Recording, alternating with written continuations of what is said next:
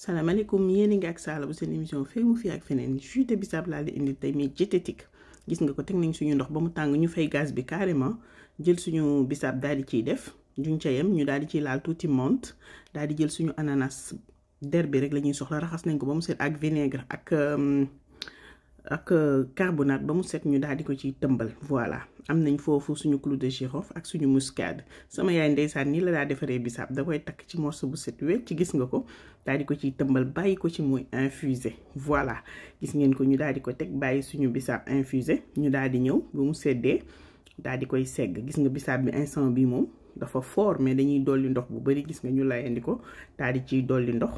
comme nu ngeen ko gisee noonu ma jël seggukaay bi nga xamante ni bi pour ñi mu intéressé ci plateforme de vente en ligne yi laa ko jëndee gis nga ko noonu ma daal di ciy seggaat bisaab bi comme ça du bàyyi benn impureté jàll lépp lay capté lépp bisaab bi day set wecc parce que seggukaay bi gis nga da koy lépp lay téye gis nga dara du jàll bu ko defee ñu segg suñu bisaab ba mu set am nañu léegi suñu bisaab set na segg nañ ko ba mu set ma daal ñëw def ci sucre bi stevia laa utiliser moo tax man leen bisaab bi diététique lay doon mën nga ko jox diabétique mu naan ko parce que amul benn sucre gis nga grenadine bi tam 0 la amul sucre ma daal di ciy laal tuuti menthe bi tamit 0 la ma daal di ciy laal tuuti sirop de menthe bi voilà am na ci grande surface yépp da ngeen ko fay gis Sénégal fépp la am gis nga ko bu ko defee ñu daal di yëngal suñu bisaab gis ngeen ko noonu daal di nay pare simple neex jël leen suñu bisaab jëla loolu mangoogu comme nu ma leen ko tàmm di waxee ñu jus balaa neex sedd guy ñu jël suñu verre daal di ciy tëmbal suñu ay glaçons avant dama ko sol ci ay carafe rek dugal ci frigo bi ba mu sedd guy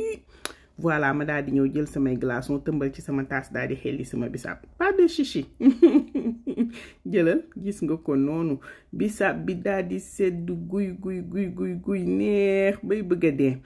mag mën na ko naan xale mën na ko naan ñi nga xam dañuy moytu suukar lii seen recette la ñi nga xam dañu am seen papa wala seen yaay mu am diabétique recette bi mën ngeen leen ko proposer sans problème dinañ ciy naan sans aucun problème